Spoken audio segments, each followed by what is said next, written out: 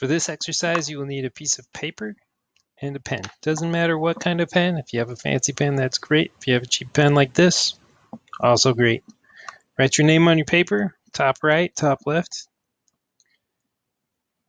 And then we're just going to draw some little rectangular boxes. These are just about the size of my index finger. Draw 5 of them. They don't have to be perfect. We just want 5 separate rectangles to practice some different things with our pen.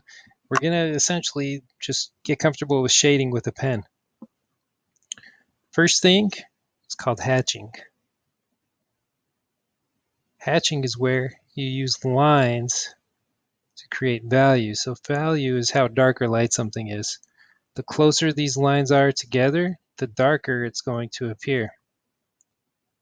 So down here towards the bottom, I'm going to put more lines closer together. And then as they go up, they get further apart. And it looks like it goes from dark to light. Okay. Now we've got cross hatching. And it's kind of what it sounds like. I'm going to start by putting some lines going horizontally across. You get spaced out further and further as they go up. I'll add a few more. And then we're going to go across those lines in a different direction. You can go multiple directions. Some people like to just keep it to 2. But you can see the more lines you put down, the darker it appears. Over here we'll do what's called stippling. Some people call it pointillism. It's where you just do dots.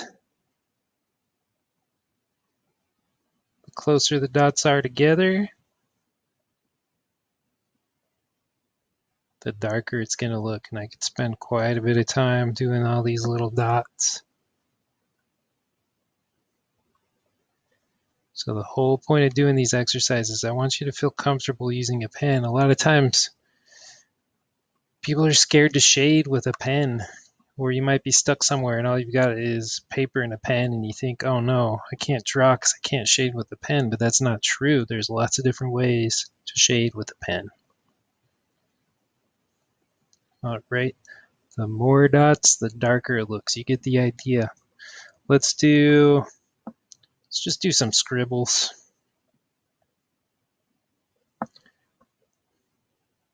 Same idea. The more your lines are spread apart, the lighter it's going to look. So as I get down here towards the bottom, just going crazy. This is probably the easiest way to shade using a pen, but it also can look sloppy unless you do it right. And over here, we'll say marks. Whatever random marks you want to do. Kind of like stippling, but quicker. It's like a hybrid between scribbling and stippling. Okay, these are just a few ways, lots of different ways to shade with a pen.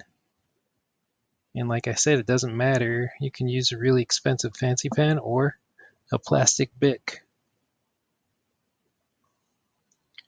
All right, when you get done with that, be sure to submit it on Canvas.